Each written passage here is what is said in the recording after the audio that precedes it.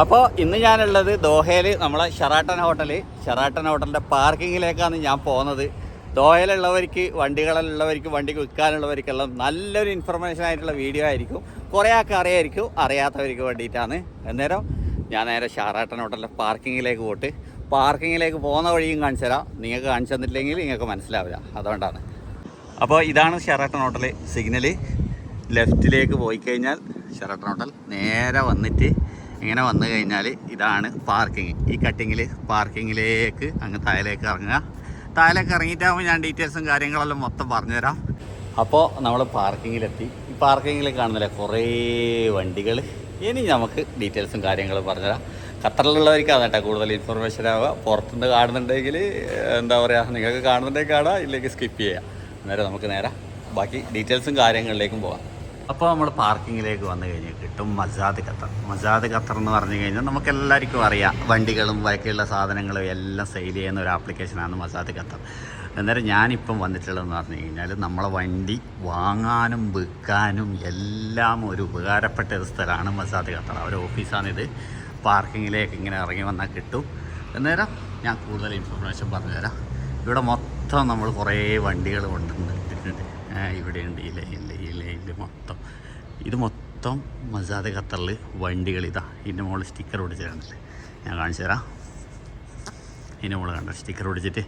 അന്നേരം ഞാൻ ഇത് വീഡിയോ എടുക്കാൻ കാരണം എന്ന് പറഞ്ഞു കഴിഞ്ഞാൽ, നമ്മളൊരു വണ്ടി കൊടുക്കാനും വാങ്ങാനെല്ലാം ഉണ്ടെങ്കിൽ നമ്മൾ ചിലപ്പോൾ ഓൺലൈനിലെല്ലാം ഇട്ട് കഴിഞ്ഞാൽ ഒരു 5, 10, 15 ആൾക്കാർ വന്ന് ഇഷ്ടപ്പെടാണ്ട് തിരിഞ്ഞു നോക്കും, കാണിക്കലും പിടിക്കലും എല്ലാം പണിയില്ലേ. എന്നാൽ ഈ മസാദ് ഖത്തറിൻ്റെ പ്രത്യേകത എന്ന് പറഞ്ഞു കഴിഞ്ഞാൽ, ഇവിടെ നിങ്ങൾ വണ്ടി കൊണ്ടുവന്നിട്ടിട്ട് നിങ്ങളുടെ പ്രൈസും കാര്യങ്ങളെല്ലാം ഇവിടെ കൊടുത്തു കഴിഞ്ഞാൽ, അതിൻ്റെ ഡീറ്റെയിൽസ് ഞാൻ പറഞ്ഞുതരാം. കൊടുത്തു കഴിഞ്ഞാൽ ഒരു കുഴപ്പമില്ല.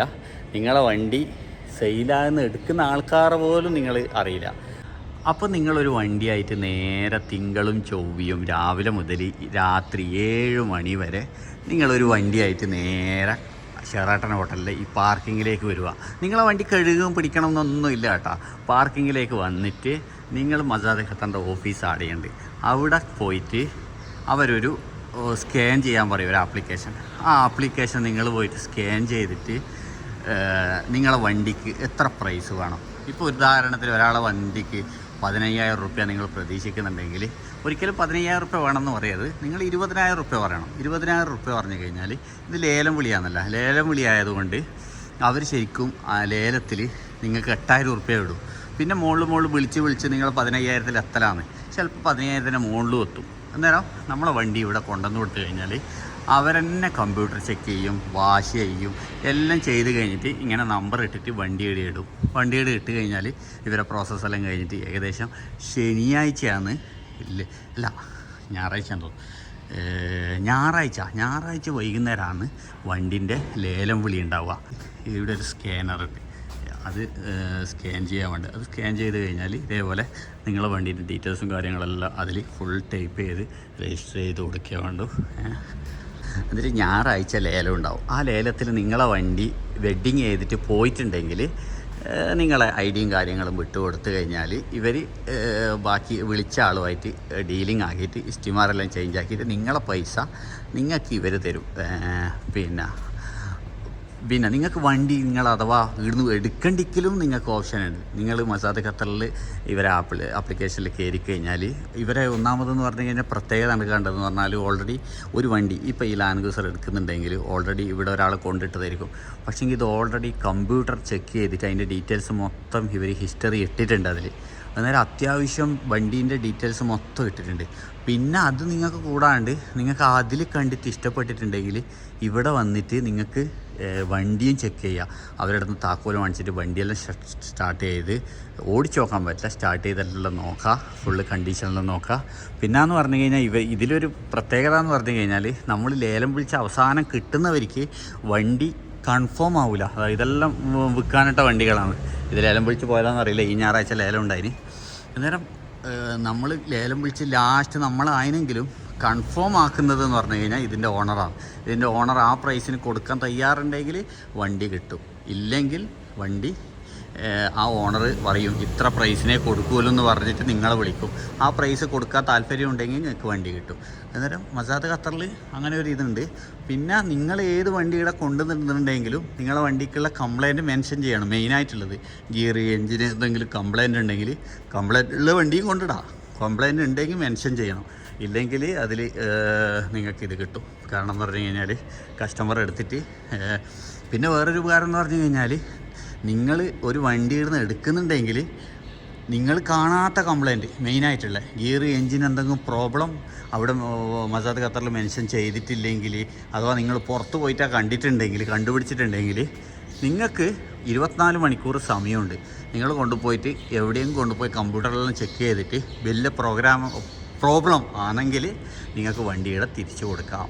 അങ്ങനെ കുറേ സംഭവങ്ങളുണ്ട്. അന്നേരം ഒരു വണ്ടിയെല്ലാം വിൽക്കാൻ സമയമില്ല അങ്ങനത്തെ ആൾക്കാരിലുണ്ടെങ്കിൽ ഇവിടെ കൊണ്ടിട്ട് കഴിഞ്ഞാൽ നിങ്ങൾക്ക് വണ്ടി ഇവർ വിറ്റ് സെയിലാക്കി തരും. പിന്നെ ഫസ്റ്റ് നിങ്ങൾ ഈ വണ്ടി ഇടുന്നതിന് പൈസ ഒന്നുമില്ല കേട്ടോ. ഒരു പ്രാവശ്യം വണ്ടി ഇടുന്നതിന് പൈസ ഇല്ല. പിന്നെ അന്നത്തെ ആഴ്ച നിങ്ങളെ വണ്ടി സെയിലായിട്ട് പോയിട്ടില്ല, രണ്ടാമത്തെ ആഴ്ച നിങ്ങൾ വണ്ടി ഇടുന്നുണ്ടെങ്കിൽ 100 റിയാൽ ഇവരെ ചാർജ്. ആദ്യം 50 റുപ്യേനും ഇപ്പം 100 റിയാലാക്കി തോന്നുന്നു. ഇത് ഹോണ്ട സിറ്റിയാണ്, ആരോ കൊണ്ടിട്ട വണ്ടിയാണെന്ന് തോന്നുന്നു. വിളിച്ചു പോയതാണോ അല്ലെങ്കിൽ ഇനി വിളിക്കാനില്ലെന്നറിയില്ല. ഇനി മിക്കവാറും വിളിക്കാനുള്ളതായിരിക്കും ഈ വണ്ടി എടുക്കുന്ന ദിവസം കഴിഞ്ഞ്. തിങ്കളും ചൊവ്വയാണ് ഇവിടെ വണ്ടി എടുക്കുക. ബുധനും വ്യാഴം വെള്ളിയെല്ലാം അവരെ ചെക്കിങ്ങും കാര്യങ്ങളും ക്ലീനിങ്ങെല്ലാമാണ്. അതിനുശേഷം ഞായറാഴ്ച ആകുമ്പോൾക്ക് ലേലം സ്റ്റാർട്ട് ചെയ്യും. ഞായറാഴ്ച വൈകുന്നേരം. ശനിയാഴ്ച തന്നെ അപ്ലോഡ് ചെയ്തിട്ടുണ്ടാവും. മസാദ് ഖത്തറിൻ്റെ ആപ്പിൽ 3-4-5 ടൈപ്പ് ലേലത്തിൻ്റെ ഓപ്ഷനുകളെല്ലാം ഉണ്ട്. അതെന്ന് പറഞ്ഞു കഴിഞ്ഞാൽ പക്ഷേ ഈ ലേലം എല്ലാ ആഴ്ചയും ഉണ്ടാകുന്നതാണ്. അന്നേരം നിങ്ങൾക്ക് ഞാൻ ഇടുന്ന ഓൾറെഡി 2 വണ്ടി ഇടുന്ന ഞാൻ എടുത്തിട്ടുണ്ട് കേട്ടോ. നമുക്ക് അത്യാവശ്യം നല്ല വണ്ടി കിട്ടീന്. പിന്നെ ഇവിടുന്ന് വണ്ടി എടുക്കാൻ പേടിക്കേണ്ട ആവശ്യമൊന്നുമില്ല. മൊത്തം അതിനെക്കുറിച്ച് മനസ്സിലാക്കുക, കാര്യങ്ങൾ മനസ്സിലാക്കിയിട്ട് മാത്രം ഒരു വണ്ടി എടുക്കുന്നുണ്ടെങ്കിലും വിൽക്കുന്നുണ്ടെങ്കിലും ചെയ്യുക. കാരണം എന്ന് പറഞ്ഞാൽ നമ്മൾ ഒന്നും അറിയാണ്ട് വന്നിട്ട് എന്തെങ്കിലും എല്ലാം വിളിച്ചെടുത്ത് എല്ലാം വിട്ടുപോയിട്ടുണ്ടെങ്കിൽ ഞാൻ ഉത്തരവാദിയല്ല. എന്തായാലും എൻ്റെ കോൺടാക്റ്റ് നമ്പർ കൊടുക്കുക. നിങ്ങൾ വാട്സപ്പ് ചെയ്യുക. നിങ്ങൾക്ക് ഡൗട്ടും കാര്യങ്ങളുണ്ടെങ്കിൽ നിങ്ങൾ വാട്സപ്പ് ചെയ്ത് കഴിഞ്ഞാൽ ഞാൻ നിങ്ങൾക്ക് കൂടുതൽ ഇൻഫർമേഷനും കാര്യങ്ങളും പറഞ്ഞുതരാം.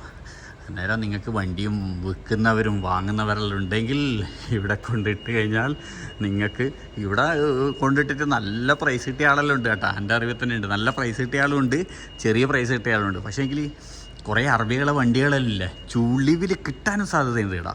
കാരണം ചില ആൾക്കാർ വണ്ടിയുടെ കൊണ്ടിട്ടിട്ട് ചിലപ്പം